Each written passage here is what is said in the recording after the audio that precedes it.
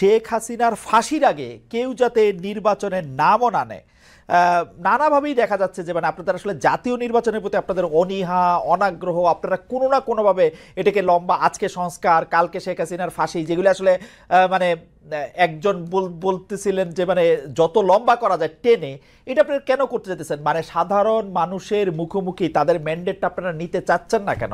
আজকে স্থানীয় সংসদ নির্বাচনের কথা বলেন, কালকে গণপরিষদ নির্বাচনের কথা বলেন, আপনারা কি আসলে অ্যাওয়্যার অফ যে গণপরিষদ নির্বাচন করলে, জাতীয় সংসদ নির্বাচন করতে তারপর অন্ততর 1-1.5 বছর লাগবে গণপরিষদের মধ্যে থেকে এটা আলোচনা করে সংবিধানে কটু সংস্কার করা হবে না হবে, এটা কি আপনারা জানেন কিনা, নাকি এইটাই চান? দেখেন দেখেন খালেদ ভাই, আমরা ডিরেক্টলি স্পষ্ট করছি জাতীয় নির্বাচন নিয়ে আমাদের কোনো অনীহা নেই, কোনো সমস্যা নেই। কিন্তু জাতীয় নির্বাচন যে আপনি দিবেন 300 আসনে, যেটা হচ্ছে ক্ষমতা পরিবর্তনের প্রশ্ন, ক্ষমতায় কে যাবে, কে দেশ শাসন করবে সেই প্রশ্ন।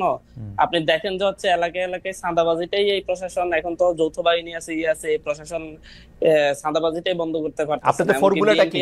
আপনাদের ফর্মুলাটা কি? চাঁদাবাজি বন্ধ করতে পারতেছে না, তার মানে ইলেকশন হবে না, শেখ হাসিনাকে ফাঁসি দেন? আমি একটু বলছি, বিএনপি এত চেষ্টা করেও তার তৃণমূলকে কন্ট্রোল করতে পারছে না। বিএনপি শীর্ষ নেতৃত্ব থেকে সবাই বলতেছে তৃণমূলকে তারা কন্ট্রোল করতে পারছে। তো এরা যখন হচ্ছে একটা জাতীয় সংসদ নির্বাচন শুরু ঘোষণা করা হলে, এরা যখন হচ্ছে কেন্দ্র দখল করবে, তখন বিএনপি কেন্দ্র দখল করে তো ভোট করে ফেললে তো কিছু এই সরকার, আমি আপনাকে বলি জনাব আব্দুল আহমেদ মাসুদ, এই সরকার 7 মাস হয়েছে ক্ষমতা এসছে, তারা এটা কন্ট্রোল করতে পারে না। আমরা কেমনে বিশ্বাস করবো যে 2 বছর পরে পারবে? আমরা একটা লিটমাস টেস্ট চাচ্ছি। আমরা এটা বলছি না যে হচ্ছে 2 বছর বা 1.5 বছর, আমরা লিটমাস টেস্ট চাচ্ছি যাচ্ছে এই প্রশাসন আসলে কতটুকু নিরপেক্ষ থাকবে। এখন তো নিরপেক্ষ পাচ্ছি না, কারণ প্রশাসনের উঁচু পর্যায় থেকে নিচু পর্যায় পর্যন্ত সব জায়গায় হচ্ছে একপন্থী, বিএনপি পন্থী, জামাত পন্থী, মানে সব পন্থী। আপনি আইনজীবীদেরও, আমি ফর্মুলাটা একটু শুনতে চাই জনাব হান্নান মাসুদ, আমি একটু ফর্মুলাটা শুনতে চাই যে একটা স্থানীয় সরকার নির্বাচন হলে অঞ্চল ভিত্তিক ছোট ছোট করে, মানে হচ্ছে আপনি হচ্ছে কয়েকটা জেলা, 10টা জেলা, 5টা জেলা করে করে আপনি স্থানীয় সরকার নির্বাচন যদি শুরু করতে পারেন, এই জায়গাগুলো যদি হচ্ছে আপনার নিরপেক্ষ হয়, সুষ্ঠু হয়, এবং এই জায়গাগুলোতে যদি আইন শৃঙ্খলা রক্ষাকারী বাহিনী, জনাব হান্নান মাসুদ আপনি, আমি মানুষের মধ্যে কনফিডেন্স, জনাব হান্নান মাসুদ আমাকে একটু কথা বলতে দেন, জনাব হান্নান মাসুদ আমি একটু কথা বলতে দেন। আমি কিন্তু দেখতে পাচ্ছি যে আপনার একজন পরিপূর্ণ ভালো চমৎকার রাজনীতিবিদ হওয়ার সকল গুণাবলী আপনার মধ্যে আছে, কারণ আপনি নিজেই শুরু করেছেন যে স্থানীয় সরকার নির্বাচনটির থেকে ওটির পার্থক্য হলো সরকার পরিবর্তনের নির্বাচন। তা আপনি কি মনে করেন, স্থানীয় সরকার নির্বাচন যদি আপনি একটা সুষ্ঠু ভালো পান, তাইলে আপনি বুঝে ফেলাবেন যে সরকার পরিবর্তন ভালো হবে, নির্বাচন ভালো হবে? জি জি, অবশ্যই আমরা মনে করবো যে হচ্ছে তাহলে জাতীয় সংসদ নির্বাচনটা সুষ্ঠু হবে। এটা একটা লিটমাস টেস্ট হিসেবে আমরা দেখতে চাচ্ছি। দুইটা তো দুই ধরনের নির্বাচন, দুইটা তো দুই ধরনের নির্বাচন। না না, 2 ধরনের নির্বাচন হলো যে প্রশাসনের নিরপেক্ষতা এবং প্রশাসনের কন্ট্রোল। বিএনপি যদি অংশই না করে স্থানীয় সরকার নির্বাচন, আপনি কন্ট্রোল নিরপেক্ষতা কি করবেন? কেন অংশগ্রহণ করতে চাচ্ছে না? বিএনপি তো সবচেয়ে শক্তিশালী দল, বিএনপি তো সবচেয়ে বেশি, যেরকম আপনি বিএনপিতে থাকলে আপনি স্থানীয় সরকার নির্বাচন করতেন, প্রশাসনের লিটমাস টেস্ট করতেন?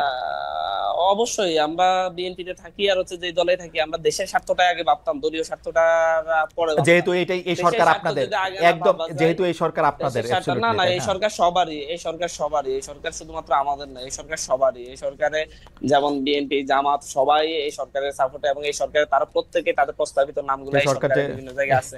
এই সরকার যে আইন পরিষদ।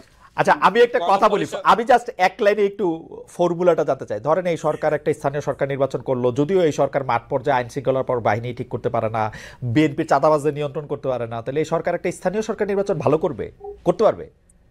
আমরা তো বলছি এটা লিটমাস টেস্ট হিসেবে সরকারকে আমরা দেখতে চাচ্ছি। সরকার যদি এটা না পারে, তাহলে সেই সরকার কিভাবে জাতীয় সরকার নির্বাচন? তো আমরা আরো 5 বছর পরে জাতীয় সংসদ নির্বাচন করব, তাই তো? তো সুতরাং এই না, আমরা 5 বছর পর বলি না। যদি সরকার তো পারবে না, 5 মাসে যে পারে না, যার 9 বছর হয় না তার 90 বছর হবে না। যারা পারেন না, যেহেতু হচ্ছে 16 বছরে শেখ হাসিনা সবই পারছে, তাই বলে 24-27 পারে নাই। মানে সবসময় যে পারে না, পারে সবসময় পারে, আবার যে পারে না সে সবসময় পারে না, এই কথার তো কোনো মিল নেই। আচ্ছা, আর গণপরিষদটা, আর গণপরিষদ নির্বাচন, আর এটা খুব উদ্দেশ্য প্রণোদিত ভাবে গণপরিষদ এবং সংসদ নির্বাচনকে মুখোমুখি দাঁড় করানো হচ্ছে। আমরা ডিরেক্টলি বলছি গণপরিষদ এবং সংসদ নির্বাচন একসাথেই হতে পারে।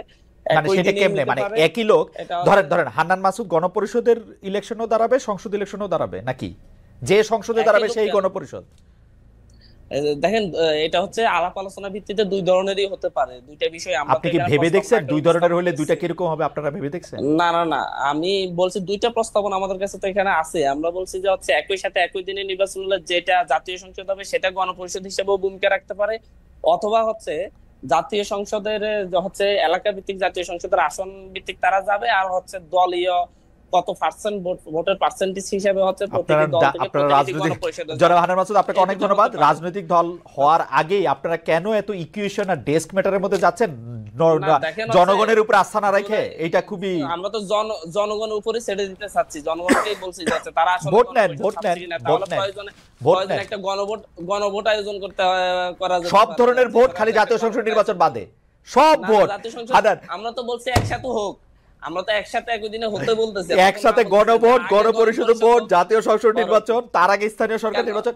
হাওয়েভার হান্নান মাসুদ, আপনার সাথে কথা বলা খুবই আনন্দদায়ক, আপনাকে ধন্যবাদ। আমরা একটা শেষ প্রশ্ন নিয়ে আমরা এখন যেতে চাই হচ্ছে জনাব রাকিবুল ইসলাম আপনার কাছে। জনাব রাকিবুল ইসলাম, আপনার শেষ লাইনটি অবশ্যই বলবেন, কিন্তু পাশাপাশি আপনি যদি এটা একটু পরিষ্কার করতেন যে ছাত্র দলের সভাপতি হিসাবে আপনি এইটাই লক্ষ্য এবং কর্তব্য মনে করেন কিনা কোনো না কোনো প্রকারে বিএনপিকে ক্ষমতায় আনা?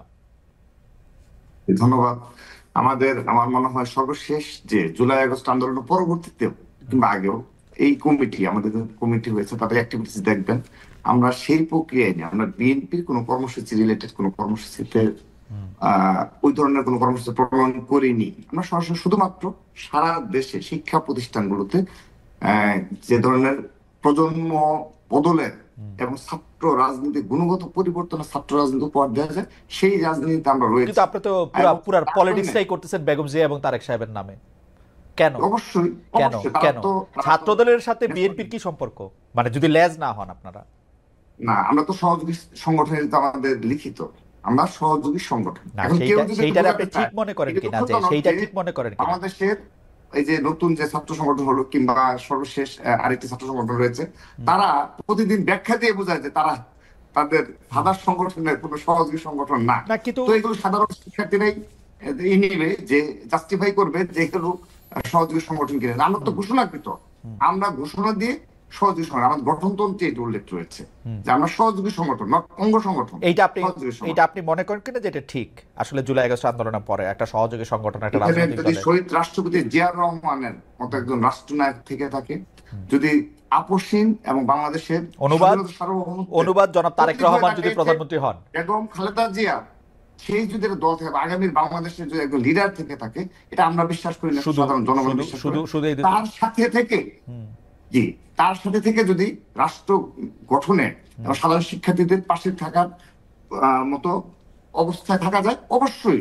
তাহলে তো আপনার এই ফর্মুলায় তো আপনারা ছাড়া আর কেউ এই ছাত্র রাজনীতি করতে পারবে না, কারণ বিএনপির দল তো একটাই হবে, একজনই তো প্রধানমন্ত্রী।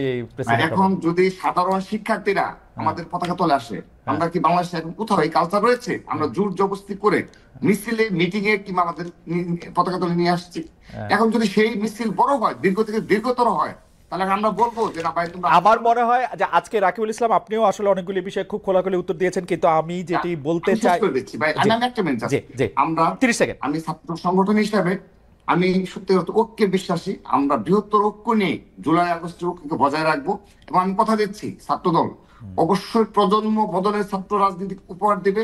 ছাত্র রাজনীতি যে গুণগত পরিবর্তন, ছাত্র রাজনীতি সেটা তখনই হবে আপনি যখন বিএনপিকে ক্ষমতা না আসতে যাবেন। রাকিব, আপনি যখন বলবেন আপনি ইন্ডিভিজুয়াল, আমি খালি ছাত্রদের ইয়ে দিয়ে কথা বলি, আমার আদর্শ জিয়াউর রহমান, এটা আপনি বলতে পারবেন, কিন্তু আপনি বিএনপির ক্ষমতায় আসেন, তারেক জিয়াকে ভোট দেন, এইটা বললে আপনার ছাত্র সংগঠন থাকেন না। বক্তব্যে না না, আমরা আমরা ক্যাম্পাসগুলোতে সাধারণ শিক্ষার্থীদের পাশে থেকে at the end of the day আপনারা ধানের শেষে ভোট চান।